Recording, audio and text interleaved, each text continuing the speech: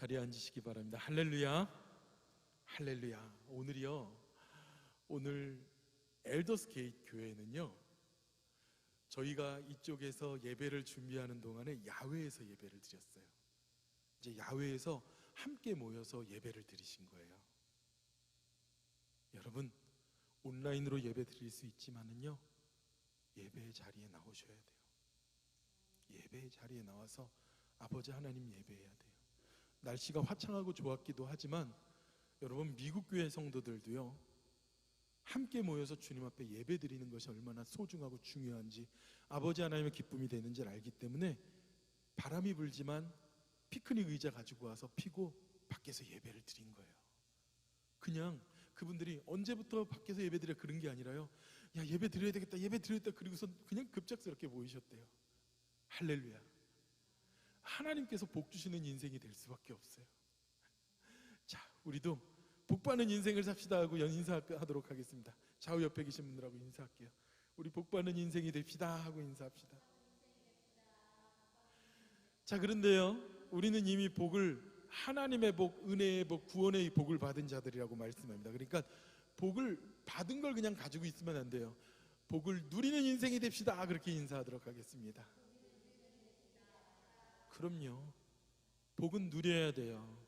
그죠? 네. 아니, 내가 재산이 많으면 뭐해요? 그죠? 그 재산 써보지도 못하고 병상에 누워만 있으면 그거 뭐해요? 그 돈 가지고 누리는 겁니까? 세상 제일 불쌍한 사람이에요. 제일 불쌍한 사람이에요. 내가 아버지 하나님께 받은 복을 가지고 세상 가운데 누릴 수 있어야 돼요. 하나님께서 내게 부어주시는 은혜를 가지고, 그 은혜를 가지고 세상 가운데 나가서 그 아버지 하나님의 은혜를 누리면서 나누어야 돼요. 내 기쁨을 가지고 세상 가운데 나가서 누려야 돼요. 다른 사람이 거지가 아니에요. 재산은 많은데 단 1불 10불 쓰는 것도 덜덜덜덜 들고 어쩔 줄 몰라 하면 그 사람은 거지예요. 거지. 하나님의 은혜를 받았다면 이 은혜 한 달란트 땅에 묻어두는 것처럼 살지 말고 마음껏 누리시는, 복을 누리며 사는 저와 여러분 되길 축원합니다. 우리가 지난주에는요, 바벨탑 사건에 대해서 우리가 말씀을 나눴습니다. 그리고서요, 그 이후에 함의 자손들, 그리고 셈과 야벳의 자손들이 여전히 계속 번성하며 나갑니다. 그리고 바로 오늘 말씀은요, 아버지 하나님께서 이 창세기 이야기들을 처음부터 쫙 조명을 한다면, 태초에 하나님께서 천지를 창조하신 이야기부터 아담과 하와로부터 그 자손들의 범죄함으로부터 노아의 홍수에 이르기까지 막 거시적인 이 온 이야기들이 쭉 진행이 되다가요, 마침내 누구로 들어오냐면요, 아브라함으로 시작됩니다. 오늘 성경 말씀 제가 봉독하도록 하겠습니다. 창세기 12장 1절에서 9절의 말씀입니다. 12장 1절에서 9절 말씀 제가 봉독하여 올리겠습니다.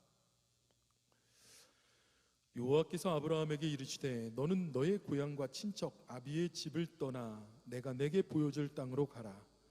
내가 너로 큰 민족을 이루고 내게 복을 주어 내 이름을 창대하게 하리니 너는 복이 될지라. 너를 축복하는 자에게 내가 복을 내리고 너를 저주하는 자에게는 내가 저주하리니 땅의 모든 족속이 너로 말미암아 복을 얻을 것이라 하신지라. 이에 아브라함이 여호와의 말씀을 따라갔고 롯도 그와 함께 갔으며 아브라함이 하란을 떠날 때에 75세였더라. 아브라함이 그의 아내 사레와 조카 롯과 하란에서 모은 모든 소유와 얻은 사람들을 이끌고 가나안으로 가려고 떠나서 마침내 가나안 땅에 들어갔더니 아브라함이 그 땅을 지나 세겜 땅 모래 상수리 나무에 이르니 그때 가나안 사람들이 그 땅에 거주하였더라. 아브라함에게 나타나 이르되, 여호와께서 아브라함에게 나타나 이르되 내가 이 땅을 내 자손에게 주리라 하신지라. 여호와께서 자기에게 나타나신 여호와께 그가 그곳에서 제단을 쌓고 거기서 베델 동쪽 산으로 옮겨 장막을 쳐니 서쪽으로 베델이요 동쪽으로 아이라. 그가 그곳에서 여호와께 제단을 쌓고 여호와의 이름을 부르더니 점점 남방으로 옮겨갔더라. 아멘. 아멘. 이제까지는요, 성경의 이야기가 하나님께서 범죄하는 자들을 노아의 홍수의 사건으로 또 심판하시고, 그리고 새로운 아버지 하나님께서 그들에게 복을 주시고 새로운 인생의 길을 아버지 하나님의 자녀로서 하나님의 자녀다운 길을 열게 하시는데, 여전히 그들은 바벨탑을 쌓고 자신들의 이름을 내려 하라는 그런 범죄하는 인생을 살아갑니다. 그리고 그 자손들이 이어져 가는 가운데 바로 그 땅, 갈대아 우루, 바로 바벨탑이 지었던 그 땅에 데라라는 사람의 아들 아브라함에게로 이야기가 집중이 됩니다. 마치요, 카메라가 전체 화면을 쭉 잡고 있다가 한 줌 화면으로 쭉 가서 주인공 한 사람을 딱 줌인하는 것처럼, 그렇게 이야기가 아브라함의 이야기로 이제 시작되어 나갑니다. 그런데 여러분, 오늘의 이 말씀은요, 아브라함의 이야기가 아니라 누구의 이야기입니까? 하나님의 이야기예요. 그냥 오늘부터는 아브라함의 이야기구나, 아브라함이 어떻게 살았을까, 그 다음 이삭의 이야기구나. 아니요. 여러분, 다니엘서를 읽어서 다니엘이 주인공처럼 나오지만 그 다니엘서의 주인공은 하나님이십니다. 에스더서의 주인공은 에스더를 통하여 일하신 하나님이 주인공이세요. 창세기 처음부터 요한계시록 마지막까지 모든 성경의 이야기, 모든 하나님께서 행하신 이야기, 모든 것이 하나님의 이야기입니다. 우리를 사랑하시고 우리를 붙잡으시고 우리를 구원하시기 위한, 그리고 우리를 통하여 기쁨을 얻기 원하시는 하나님의 이야기가 성경의 이야기입니다. 그 하나님께서 아브라함을 주민하여 택하셨는데, 보세요 여러분, 아브라함이 하나님을 아는 자가 아니었어요. 아브라함의 아버지는요, 우상을 만들어 팔던 자였습니다. 보십시오, 바벨탑을 짓고 사람들이 그 바벨탑을 하나님께서 그 바벨탑을 지은 사람들의 언어를 갖다가 혼잡케 하셔가지고 모든 자들이 흩어지고, 그런데 그들은 여전히 아버지 하나님을 섬기고 아버지 하나님을 따르는 것이 아니라 이 땅에 있는 모든 귀한 것들을 얻기 위해서 우상을 숭배하고 우상과 함께 더불어 살아가는 자들이었습니다. 그런데 놀랍게도 한 사람 아브라함을 하나님께서 택하시고 찾으신 것이에요. 여러분 생각해 보세요. 그럼 아브라함이 얼마나 대단한 사람이길래 하나님께서 이 아브라함이라는 사람 한 사람을 콕 집어서 택하셨을까? 오늘 이 성경에 읽어보니까요, 아브라함이 대단한 일을 이룬 것이 없습니다. 오히려 11장에 있는 말씀에 보면요, 27절부터 32절까지 바로 데라의 족보에 아브라함을 소개하고 있는데 아무것도 없어요. 아브라함의 아버지는 우상을 파는 데라일 뿐이고, 그 데라가 세 아들을 낳았는데 세 아들 가운데 맨 막내 아들인 셋째 아들이 아브라함일 뿐이고, 이 아브라함은 거기다가 엎친 데 덮친 격으로 어떤 사람이었냐면요, 자식이 없습니다. 자식이 없어요.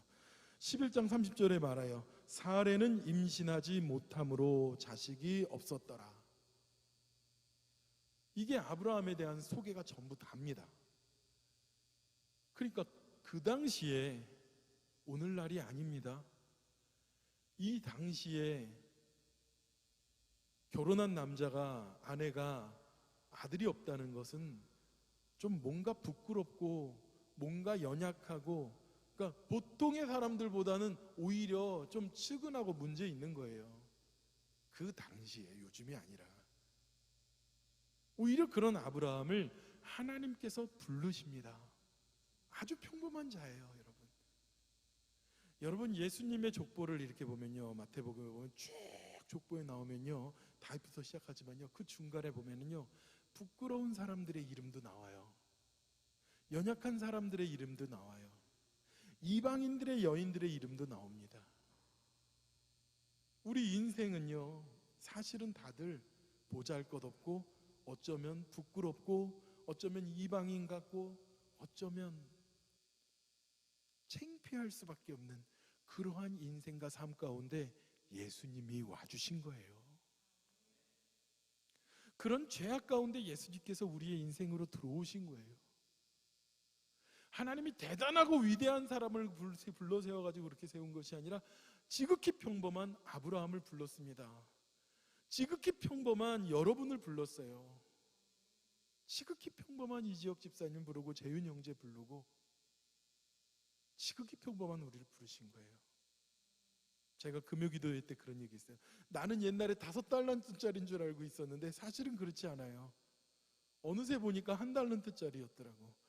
근데요, 지극히 평범한 가운데 아버지 하나님은 우리를 부르시는 거예요. 그렇게 지극히 평범한 아브라함을 하나님께서 부르셨습니다. 그냥 아브라함이요, 원래 하나님을 믿고 하나님을 잘 믿고 하나님을 바라보고 그런 생활하던 자가 아니라고 말씀드렸습니다. 누가? 하나님이 아브라함에게 찾아오신 거예요. 오늘 12장 1절에 있는 말씀 보세요. 여호와께서 아브라함에게 이르시되, 바로 여호와께서 아브라함을 부르십니다.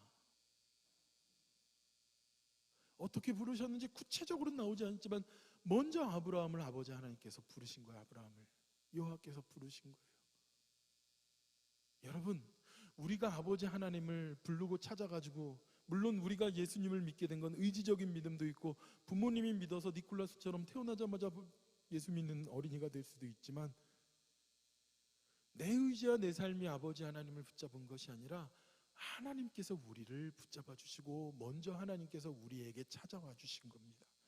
이사야 41장 1절에 두려워 말라, 내가 너를 구속하였고 내가 너를 지명하여 불렀나니 너는 내 것이라. 아멘. 하나님께서 먼저 우리를 부르신 거예요. 자, 보세요. 우리 가슴에 딱 손을 얹고 말씀하세요. 하나님께서 나를 지명하여 부르셨습니다. 내가 하나님 날 불러주세요, 날 써주세요가 하기 이전에 하나님께서 나를 부르셨고 너는 내 것이래요. 너는 내 것. 요한일서 4장 10절에 이렇게 말합니다. 사랑은 여기 있으니 우리가 하나님을 사랑한 것이 아니요 오직 하나님이 우리를 사랑하사 우리 죄를 위하여 화목제로 그 아들을 보내셨습니다. 우리가 먼저 사랑한 게 아니라 하나님이 우리를 먼저 사랑하셨다는 거예요. 하나님이 세상을 이처럼 먼저 사랑하셨다는 거예요. 하나님이 아브라함을 먼저 사랑하신 것처럼 하나님이 희진이를, 찬미를, 요한이를, 우리 김상조 형제를 먼저 사랑하셨다는 거예요. 여러분, 그 하나님이 우리를 먼저 사랑하시고 부르신 것입니다. 갈대아 우르라는 그 바벨탑이 세워지고 죄악으로 가득 찬 그 곳에서 아주 지극히 평범한 그런 아브라함을 하나님이 그를 부르신 겁니다. 그런데요, 여기에 좀 문제가 있는 어이없는 사건이 일어납니다. 다시 1절에 있는 말씀 보겠습니다. 여호와께서 아브라함에게 이르시되 너는 너의 고향과 친척과 아버지의 집을 떠나 내가 내게 보여줄 땅으로 가라. 그래요. 아니, 불어주신 건 감사한데 다짜고짜 내 고향과 친척과 아비의 집을 떠나가지고 내가 보여줄 땅으로 가라는 거예요. 물론 하나님께서 그에게 그냥 가만 하신 것이 아니라 그에게 약속을 주셨습니다. 2절, 내가 너로 큰 민족을 이루고 내게 복을 주어 내 이름으로 창대케 하리니 너는 복이 될지라. 사실 이때까지 아브라함은 어떤 자였습니까? 그가 75세였는데 아브라함의 아내 그 사레는 무엇이었다고요? 임신하지 못함으로 자식이 없었더라 그래요. 그냥 일부러 자식이 없는 게 아니라 임신하지 못함으로.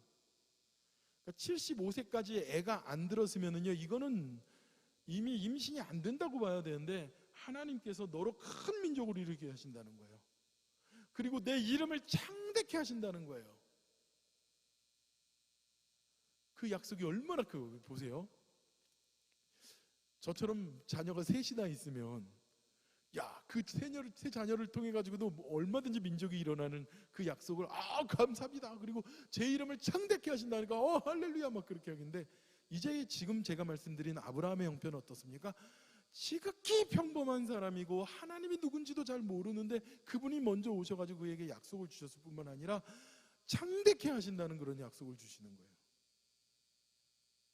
좋기는 하죠. 축복해 주셨으니까. 3절, 내가 너를 축복하는 자에게 내가 복을 내리고 너를 저주하는 자에게 내가 저주하리니 땅의 모든 족속이 너로 말미암아 복을 얻을 것이라 하신지라. 여기까지 얼마나 감사한지 몰라요. 큰 축복입니다. 그런데 자식도 하나도 없는 그러니까 우리는 한편으로 이런 생각해야 돼요. 이 말이 돼? 그러니까 지극히 우리가 인간적인 생각으로, 지극히 우리가 세상에 살고 있는 우리의 생각과 판단으로는 그 축복이 쉽게 우리의 삶에 들어오진 않을 것입니다. 그런데 아브라함이요, 더욱더 충격적인 건 뭐냐면요, 그 조건이 어디에 있냐면요, 너는 내 친척과 고향과 아비의 집을 떠나라는 것이에요. 여러분, 머리로는 도저히 따라갈 수 없는데 이 갈대아 우르라는 곳은 아브라함의 삶의 터전이었습니다. 그의 가정이 있고 아버님이 있고 친척이 있고 모든 자신의 기반이 있는 곳입니다. 자식은 없지만 그곳을 떠나라는 것이에요. 여러분, 우리 사랑하는 새빛가족 여러분 모두가 지구 반대편 대한민국에서 이 미국으로 오신 분들입니다. 그렇죠? 그 시차가 완전히 뒤바뀌어 있는 그곳에서 미국에 오실 때 여러분 어떠셨어요? 그런 삶의 변화를, 이 문화의 충격을 다 받아들일 수 있을 만큼 많은 준비를 하고 오셨습니까? 그래도 대한민국보다 훨씬 잘 살고 모든 것이 있는 이 미국이라는 그 꿈을 가지고 오신 분들은 마음의 준비라도 하고 왔죠. 근데 막상 왔더니 어떻습니까? 이건 바벨탑 무너지고 언어 혼란스러운 것처럼 우리도 언어로 인하여 얼마나 힘듭니까? 근데 언어가 되는 사람들끼리 모여 사는 게 아니라 어떻습니까? 여기 살아야 돼요. 문화적인 충격은 얼마나 커요. 근데 이 미국은 미국만의 문화를 가지고 있는 것이 아니라 어떻습니까? 흑인 동네에서 장사하시는 분들은 흑인의 문화와 함께 적응해 살아야 되고, 멕시칸과 백인과 다양한 인종들이 살아가는 이곳에서 우리가 얼마나 문화적 갈등을 안고 살아갑니까? 우리만 그렇습니까? 우리의 자녀들은 또 얼마나 그래요? 1.5세나 2세에 있는 자녀들은 이 미국의 문화와 한국 문화에 끼어서 얼마나 고통스럽고 힘든 가운데 있습니까? 우리에게 다가온 삶의 문화의 차이, 충격은 굉장히 큽니다. 그것도 우리는 미국에 오고 싶으니까 왔지만 아브라함은요, 하나님이 그냥 가라는 거예요. 그 좋은 땅 놔두고. 어디입니까? 가나안이라는 곳입니다.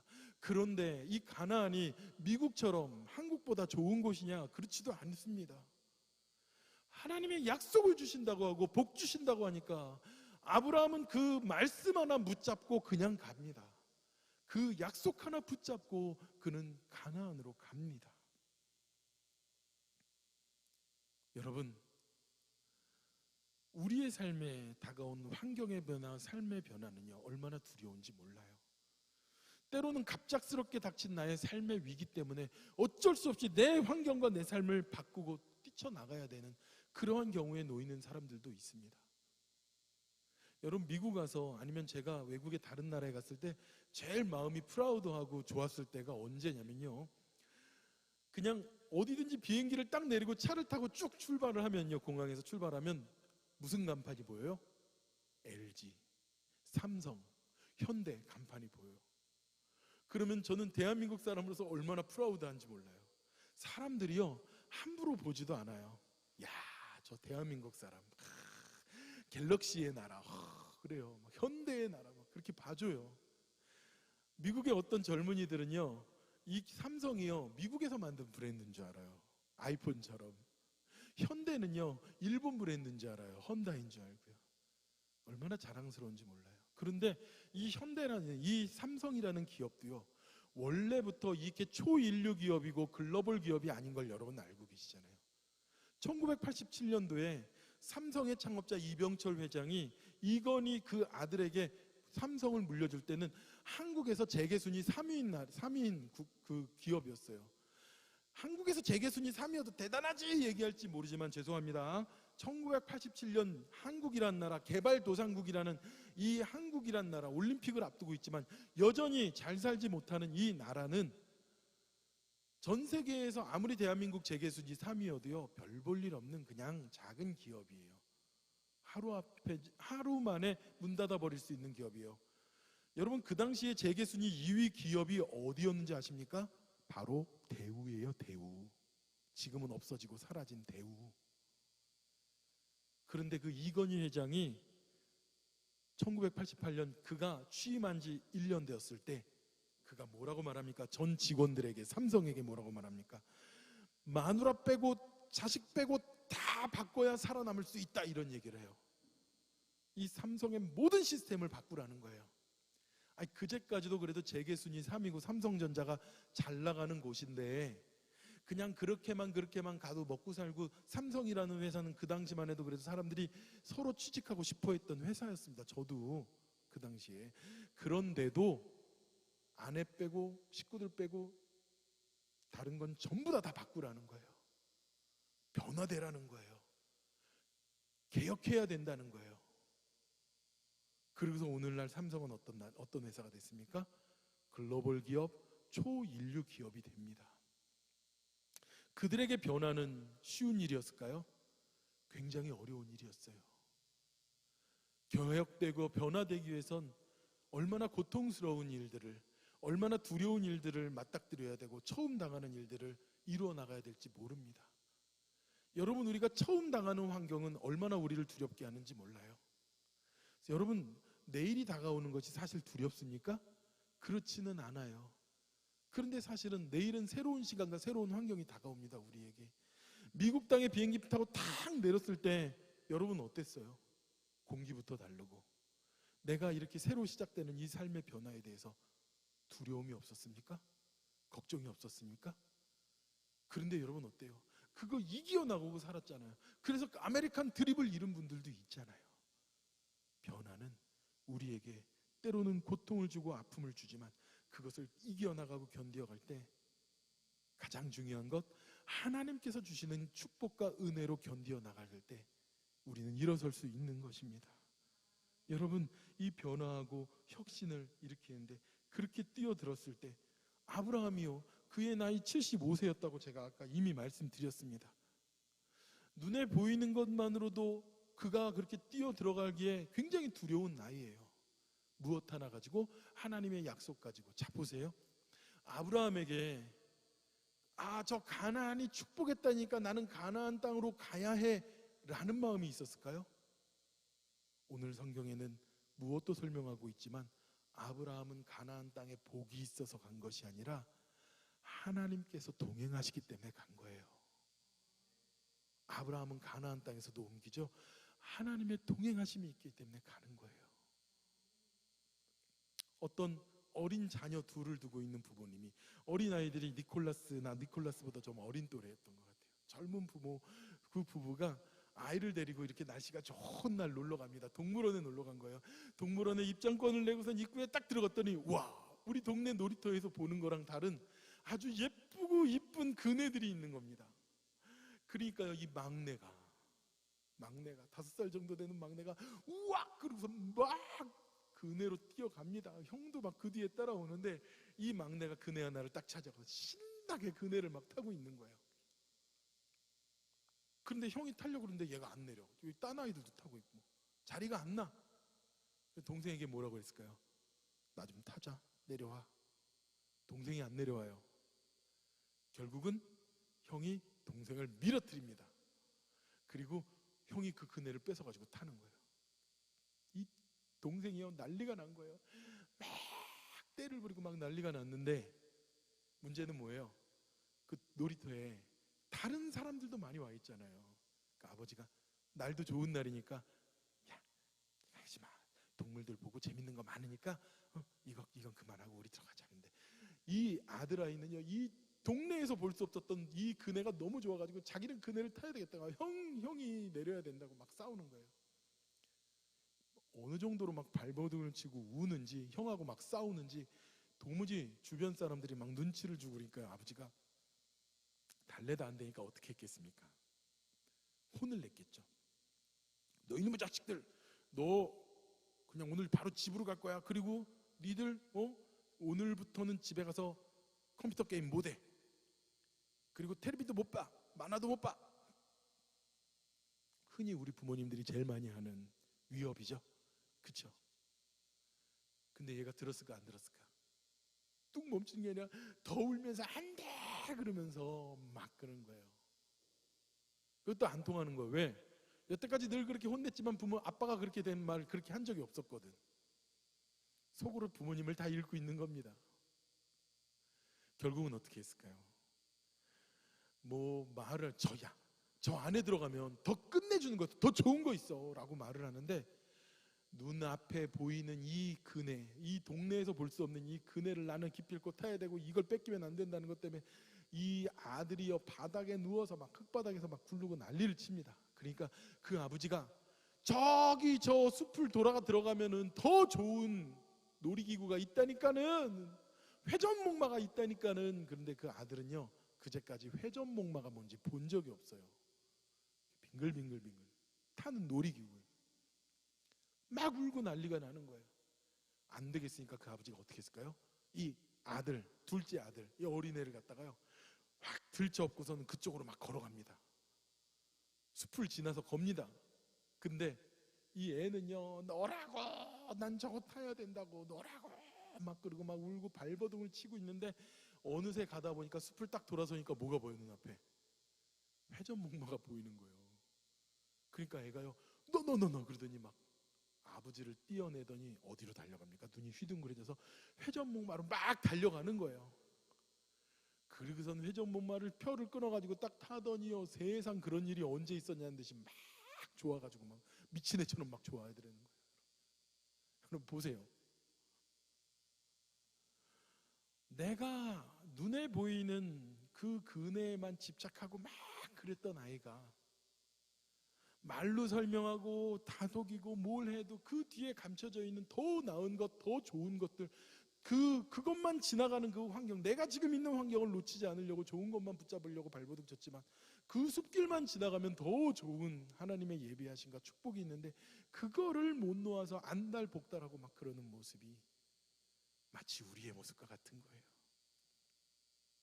만약에 그래, 우리 아버지가 항상 말하는데 저 뒤에 좋은 것이 있다면 분명히 좋은 것이야 라고 확신하고 갔다면 그 변화에 대해서 두려워하지 않았을 겁니다. 내가 바뀌어져가는 그 환경에 대해서 불평하지 않았을 겁니다. 아브라함은 하나님의 말씀을 있는 그대로, 있는 말씀을 그대로 붙잡고 따라간 믿음의 사람이었습니다. 그래서 아버지 하나님께서 이 아브라함, 지극히 평범한 이 아브라함을 들어서 아버지 하나님께서 하나님의 구원의 백성들을 이루게 하시는 민족의 믿음의 조상이 되게 하신 거예요. 아람 민족까지도 아브라함을 조상으로 삼게 하실 정도로 하나님께서 그 아브라함을 택하시고 세우시는 믿음의 조상으로 세우게 하신 겁니다. 여러분, 하나님의 말씀이, 하나님의 약속이 우리에게 임한다면 우리는 아브라함처럼 그 말씀을 순종하고 따라가고 그 약속을 믿고 순종하며 따라갈 때 하나님이 우리를 믿음의 조상과 같은 그런 은혜와 그러한 복으로 우리에게 함께 하심을 믿습니다. 그런 축복을 우리에게 주실 줄 믿습니다. 그러기 위해서는 우리에게 다가오는 이 모든 환경을 견디고 뚫고 이겨나가는, 무엇 붙잡고? 하나님의 말씀 붙잡고, 무엇 붙잡고? 하나님의 약속 붙잡고, 무엇 붙잡고? 하나님의 동행하심을 의지해서 나갈 수 있는 저와 여러분에게 축원합니다. 여러분, 트루먼 쇼라는 영화 알죠? 짐 캐리가 나온 영화예요. 제가 혹시 모르시는 분들 위해서 영상을 좀 준비하겠습니다. 동영상은 아니에요. 이 트루먼 쇼라는 건 뭐냐면요, 갓난 아기를 방송사의 PD와 제작자들이 선택을 해가지고 거대한 세트장을 만들고 거기에서 어렸을 때부터 그 아이가 자라오는 모든 모습들을 갖다가 다 리얼리티로 해가지고 방송을 한 거예요. 이것이 전혀 거짓되고 이 방송이라는 걸 모르는 사람은 오직 트루먼이라는 그 한 친구밖에 없습니다. 그런데 어느 날 그 이 사람은요, 자기의 환경에 감동도 받고 좋은 일도 받고 삶에 좋은 영향을 받아서 맨날 인사를 하는 거야. 굿이브닝, 굿애프터눈, 굿나잇 그러면서 아주 좋은 인사를 하고 살던. 근데 어느 날 걸어가다가 하늘에서 조명이 떨어집니다. 그죠? 그리고 그 삶에 일어나는 불길한 일들, 그리고 그 삶에 일어나는 조작되고 꾸며진 것 같다라는 것을 그가 느끼게 됩니다. 그리고는 마침 자기가 고등학교 풋볼팀에 있을 때 잠깐 자기가 뭘 살짝 지나가면서 봤던 자신의 인생 가운데 정말 사랑하는 여인을 만나서 더 첫눈에 반했던 그 여인을 찾기 위해서 자기가 살고 있는 그 Sea Heaven이라는 그곳을 나는 바다를 건너서 나가리라, 그 여인을 찾으러 가리라, 그렇게 결심을 합니다. 그런데 이 트루먼이 이 밖으로 빠져나가는 것을, 이 세상 밖으로 나가는 것을 마음에 갖지 못하게 하려고 그 마음에 두려움을 심기 위해서 그 아버지를 바다에서 풍랑으로 죽었다고 그렇게 주장하잖아요. 그래서 트루먼은 이 바다 밖으로 나가는 걸 늘 두려워했습니다. 그런데 그가 어떤 결단하게 돼요. 나는 반드시 그 여인을 찾으러 가겠다. 그러면서 여행사에 갔더니 여행사에 가서 보는 포스터도 기가 막힙니다. 여행사에서는 뭐 안전한 비행기 여행, 비행기에서 이런 서비스가 있다, 이런 게 있는 것이 아니라 하늘에서 막 천둥 번개를 맞는 비행기가 나오고 그 여행은 위험하다라고 뭐 이런 문구가 여행사에 써 있는 거예요.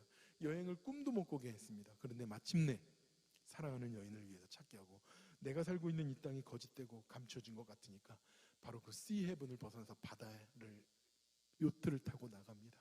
이 제작자인 이 사람은요, 어떻게 해서든지 이 트루먼을 이 세트에서 벗어나지 못하게 하려고 어마어마한 풍랑을 일으킵니다. 그리고 마침내 그 풍랑을 견뎌내고 그 두려운 상황들, 그 목숨을 위협하는 상황을 다 견뎌내고 그 마침내 이 트루먼이 탔던 배가 어디에 갑니까? 그 세트장 맨 끝에 벽에 탁 부딪힙니다. 그리고 나서 거기에서 제작자였던 크리스토퍼가 트루먼에게 마지막 경고를 합니다. 세상 밖은 이 시에븐처럼 안락하지도 않고 범죄와 불행이 도처에 사려 있다고 얘기합니다. 너만 원하면 너는 이곳에서 그 두려움의 세상, 거짓의 세상, 더 위험한 세상 밖으로 나갈 것이 아니라 이곳에서 너는 안락하고 행복한 삶을 살 수 있다고 마지막으로 그가 경고합니다. 그러나 트루먼은 어땠습니까? 세상 밖에 진실이 있는 곳으로 마침내 나가고 맙니다.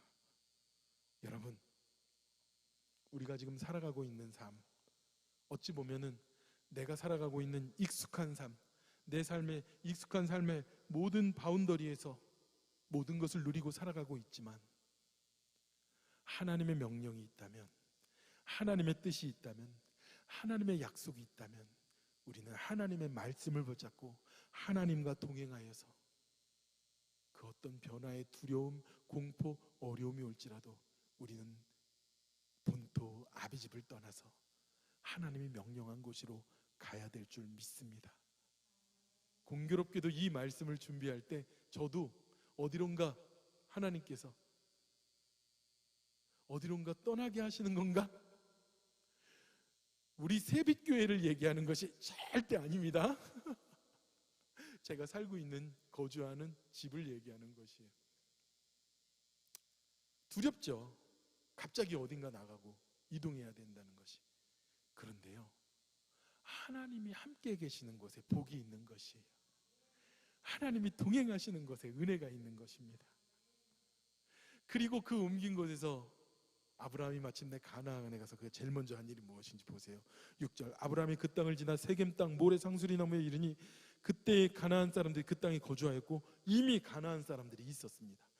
여호와께서 아브라함에게 나타나 이르시되 내가 이 땅에 내 자손에게 주리라 하신지라. 자기에게 나타나신 하나님께서 그가 그곳에 제단을 쌓고 거기에 베델 동쪽 산으로 옮겨 장막을 치니 서쪽은 베델이요 동쪽은 아이라. 그가 그곳에서 여호와께 제단을 쌓고 여호와의 이름을 부르더니. 아멘. 아멘. 갔더니 이미 가나안 사람이 있어요. 타지에서 온 사람, 그 당시만 해도요, 타지에서 왔으니까 그냥 왔겠습니까? 빈손으로 왔겠습니까? 자신 재산 다 가지고 왔을 거 아닙니까? 그러면은요, 목숨을 해하고 모든 것 가져가도 할 말이 없어요. 특히 아브라함의 아내 이 사레는 얼마나 미인이었는지 몰라요. 그러니까 아브라함을 죽이고 다 모든 것 뺏어가도요, 아브라함은요 정말 그 두려움을 감수하며 그곳에 간 겁니다. 가나안 사람들이 살고 있는 곳에. 그러나 하나님 동행 가지고 말씀 붙잡고 가서 거기에서 아브라함이 제일 먼저 한 것은 뭐냐면, 하나님 이게 뭡니까? 갈대아우로부터 못합니다가 아니라, 하나님 나는 하나님을 예배하는 예배자입니다. 아멘. 그가 거기서 제일 먼저 한 것은 하나님 앞에 제단을 쌓은 것이. 하나님 앞에 제단을 쌓고 그 앞에서 아버지 하나님께 예배합니다. 그 제단의 의미가 무엇입니까? 하나님, 나는 주님의 은혜가 없으면 이제까지 심판받았던 자들처럼 나는 죽을 수밖에 없는 죄인입니다. 그런 나와 동행하여 주시니 감사합니다. 내 죄를 사하여 주시옵소서 하고 제물을 태우고 아버지 하나님께 회개를 하였을 것이고, 하나님의 은혜가 없으면 내가 살 수 없었습니다 하고 아버지 하나님 앞에 믿음의 고백을, 삶의 고백을, 감사해야 될 고백을 올리는 그런 제사를 주님 앞에 예배를 드린 것이에요. 아버지 하나님이 아브라함에게 복을 주실 수밖에 없어요. 이게 뭐야? 여기 왔더니 뭐야? 사람들은 여기 가나안 사람들이 살고 있고 내 생명을 위협할 수도 있겠고, 아이고 별것도 없고 볼 것도 없고, 에이 여기가 아니었나? 에이 무슨 예산 제사, 야 그냥 돌아가자, 이것이 아니었어요. 여러분, 오늘 3절에 하나님께서 아브라함에게 약속하신 말씀 봅니다. 너를 축복하는 자에게 내가 복을 내리고 너를 저주하는 자에게 내가 저주하리니 땅의 모든 족속이 너로 말미암아 보득을 얻을 것이라 하신지라. 이 말씀 뭐예요? 내가 너와 함께하기 때문에 너에 대하여 뭐라고 하는 사람에게 내가 복을 주기도 하고 저주를 주기도 하고, 너가 만나는 너를 모든 족속으로 인해서 너로 만나는 모든 자들에게 내가 복을 얻게 하실 거야. 2절의 말씀은 또 뭐라고 합니까?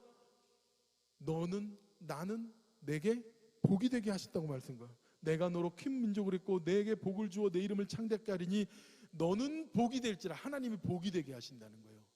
You will be blessing. 그러니까 그 자체가 복이 되게 하신다는 거예요. 할렐루야. 우리 옆에 계신 분들에게 고백하세요. 당신도 복덩어리입니다. 그래요. 당신 자체가 복이에요. 그 하나님 개역 한글 성경에는 뭐라고 써있냐면요, 너는 복의 근원이 될지라 이렇게 말해요. 복의 근원. 개역 성경에는 그렇게 표현하고 있습니다. 복의 근원이니까, 그러니까 복 그 자체이기 때문에 그 안에서 복이 흘러나올 수밖에 없고, 너를 만나는 모든 족속, 너를 만나는 모든 자에게 복을 미칠 수밖에 없다는 것이에요. 할렐루야. 사랑하는 우리 새벽교회 모든 성도님들, 여러분들이 만나는 모든 자를 통해서 아버지 하나님의 복이 흘러가길 축원합니다. 여러분들이 붙잡고 기도하는 여러분들의 자녀에게 아버지 하나님 놀라운 축복이 흘러가고 놀라운 축복이 임하기를 축원합니다. 여러분 얼마나 귀하고 감사해요. 하나님께서 우리를 복되게 하신 거예요. 우리 말씀을 마칠게요. 아브라함이 갈대아 우르 나올 때 하나님의 말씀 하나 의지하고 나왔습니다. 죄악이 간영한 그 땅을 나올 때 아브라함은 자식도 없었지만 오직 자기를 찾아와 주셨고 자기를 부르셨던, 자기를 먼저 사랑해 주셨고 만나셨던 그 하나님의 음성을 듣고 그 말씀만 붙잡고 그 약속만 붙잡고 하나님이 동행해 주시는 그 복을 붙잡고 주님 앞에 나왔습니다. 그래서 그는 복의 근원이 되었고요, 그리고 아버지 하나님 앞에 그 감사를, 믿음의 고백을 먼저 드리는 예배자였습니다. 하나님, 이 창세기 이야기가 아브라함이라는 사람 하나로 이야기로 집중되지만 아버지 하나님의 이야기는 바로 나, 오늘 예배드릴 재윤 형제, 아브라함처럼 아버지 하나님의 이야기는 미찌 집사님에게, 아브라함의 하나님의 이야기는 엄명희 목사님에게 계속 이어질 것입니다. 하나님 나와 동행하시고 나를 축복하시는 그 주님, 하나님 아브라함처럼 하나님 내가 삶에 어떤 환경이 다가올지라도 두려워 말며 놀라지 않으며 아버지 하나님 달려나가겠습니다, 믿음 붙잡고 나가겠습니다, 동행하며 나가겠습니다라고, 하나님 말씀 붙잡고 서겠습니다라고 기도합시다. 하나님 감사합니다. 하나님 아버지 하나님 주님의 말씀에 의지하여 가겠습니다. 하나님 순종의 자녀가 되겠습니다. 하나님 아버지 하나님 주님을 바라보는 아버지 하나님, 주님의 은혜가 없으면 살아갈 수 없는 자, 아버지 하나님의 붙자심을 가지고 두렵지만 변화를 향하여 나가는 자, 두렵지만 세상을 보며 눈으로 가는 자가 아니라 감추어진 주님의 그 보배를, 주님의 그 축복을 바라보며 나가는 우리들이 되도록 인도하여 주시옵소서. 아버지 하나님, 주님이 계심으로 아버지 하나님 두렵지 않습니다. 주님이 함께 계심으로 아버지 하나님 놀라지 않습니다. 하나님 어디 가든지 주님의 자녀를 존귀하게 세울 줄 믿사오니 하나님 우리가 아버지 하나님 바라보며 땁니다. 갈 바를 알지 못하지만 주님의 동행하시기 때문에 갑니다. 하나님 함께 해주시옵시고 아브라함처럼 함께 하셨던 그 놀라운 은혜, 우리 모든 성도들의 삶에 그 놀라운 주님의 동행이 함께하기를 간절히 축원합니다. 우리 다 함께 자리에 일어나서 기도합니다. 사랑의 하나님 아버지 감사합니다. 우리의 삶 가운데, 내일을 알 수 없는 우리의 미래 가운데 하나님, 우리도 아브라함처럼 주님의 말씀에 의지하여 가게 하여 주시옵소서. 두렵고 떨리는 일이지만 주님이 우리와 함께 하심으로, 나와 함께 하심으로 달려가는 그 믿음으로 기뻐하고 승리하며 나가는 주님의 세빛의 자녀들이 되도록 축복하여 주시옵소서. 지금은 우리 주 예수 그리스도의 은혜와 아버지 하나님의 놀라우신 사랑하심과 성령님의 감동하시고 감화하시는 은혜와 은총의 역사하심이 주님의 말씀에 순종하고 주님의 약속을 의지하고 주님의 동행함을 늘 고백하며 나가기 원하는 사랑하는 모든 세빛의 가족들과 아버지 하나님의 사랑하는 모든 자녀들 머리 위에 이제부터 주님의 축복하심이 영원토록 함께 하시기를 간절히 축원하옵나이다. 아멘.